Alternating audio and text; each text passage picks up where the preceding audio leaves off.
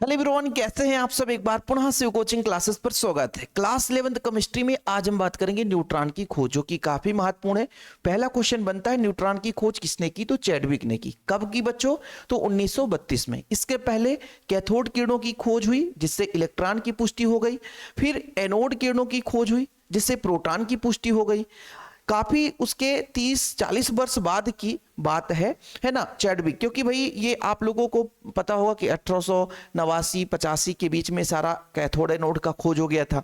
इसके बाद जब चैडविक साहब क्या कर रहे थे कि तत्वों को रूपांतरित कर रहे थे, एक तत्व से दूसरा तत्व बनाने की कोशिश कर रहे थे।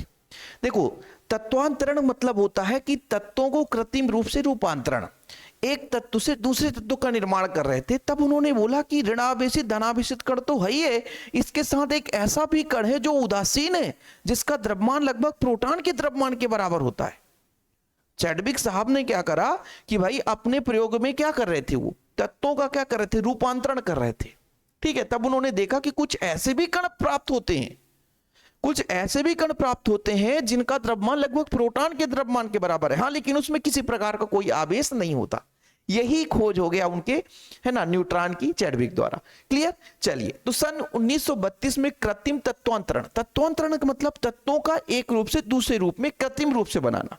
ठीक है, अध्ययन कर रहे थे। इस दौरान चैडविक ने लगभग इसी प्रकार के कण की खोज की, मतलब धनावेशित ना ऋणावेशित बल्कि उदासीन कणों की खोज की। उन्होंने क्या देखा कि जब बेरिलियम पर अथवा हल्के तत्व पर क्या करते हैं, अल्फा कणों की बौछार करते हैं, तो भाई साहब कार्बन परमाणु में परिवर्तित तो होता है, साथ में एक छोटा सा कण प्राप्त होता है जिसका द्रव्यमान लगभग प्रोटॉन के द्रव्यमान के बराबर होता है। देखो बच्चों, मैं इसको लिख के क्यों लाता हूं सर? ताकि एग्जाम में क्वेश्चन आ जाए 2 नंबर में, तो आपको उतना ही लिखना जितना मैं बता रहा हूं।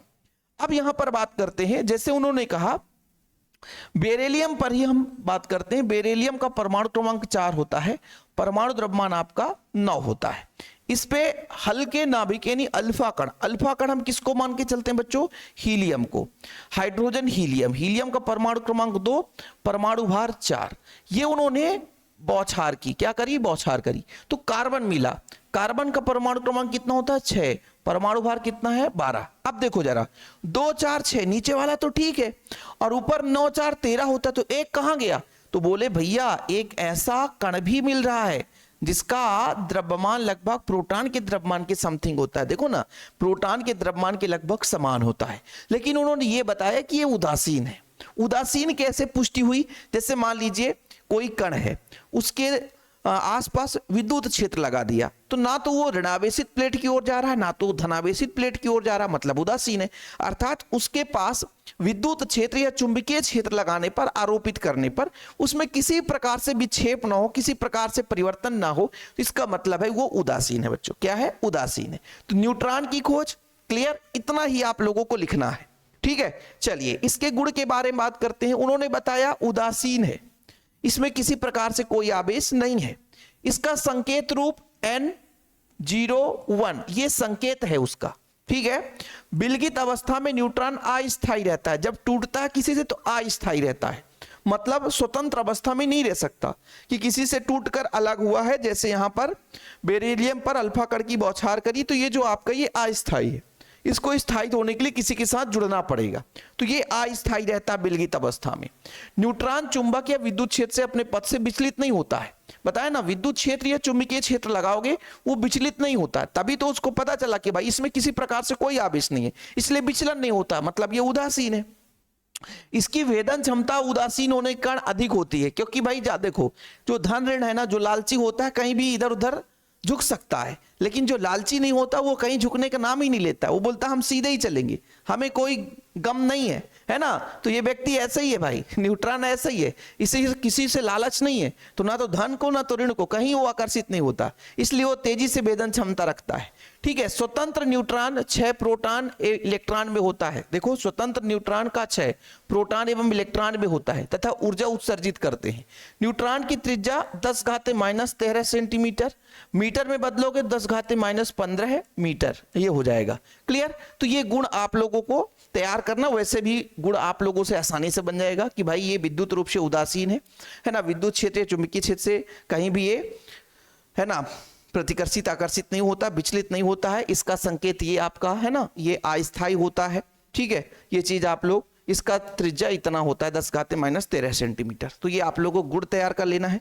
अच्छा, साथ में आप लोगों को होमवर्क देता हूं, इलेक्ट्रॉन, प्रोटॉन और न्यूट्रॉन, इन पर आवेश कितना होता है। भाई यहां पर जो आवेश लिखा है लगभग आप 1.6 × 10⁻⁻19 कूलाम, ठीक है। ये आपके इलेक्ट्रॉन की बात की जा रही है, ठीक। यहां पे जो है बच्चों प्लस में 1.6 × 10⁻⁻19 कूलाम, कूलाम की बात कर रहे हैं। इस पे न्यूट्रॉन में उदासीन है, कोई आवेश नहीं रहता। सापेक्ष आवेश -1, ये +1, यहाँ पे उदासीन है बच्चों। द्रव्यमान लगभग देखो जरा, हमने आपको बताया कि प्रोटॉन का द्रव्यमान जो होता है न्यूट्रॉन का द्रव्यमान लगभग बराबर होते हैं, 1.67 गुणे 2 ही अंक तक याद करो बहुत है, 10⁻27। इसका भी 1.67 × 10⁻27। लेकिन बच्चों जो इलेक्ट्रॉन का द्रव्यमान होता है तो 9.10 × 10⁻31। कई बार ऑब्जेक्टिव में पूछा जा सकता है, इसलिए आप लोगों को तैयार कर लेना है। क्लियर? यहां पर बच्चों इसको भी याद कर लेना है ना। आप लोगों को होमवर्क देता हूं। बाकी जिन बच्चों को ऐसा लगता है कि शिव कोचिंग क्लासेस का हमें प्रॉपर नोट्स मिल जाए तैयारी के लिए, तो एक छोटा सा अमाउंट लगता है बच्चों। कॉन्टैक्ट नंबर है 9685 29 91 49। जिन बच्चों को शिव सर से जुड़ना है, व्हाट्सअप नंबर है, सहयोग करें, नोट्स लें, प्रॉपर तैयारी करें। फिलहाल अभी के लिए इतना ही। प्यार भरा नमस्कार, जय हिंद, वंदे मातरम।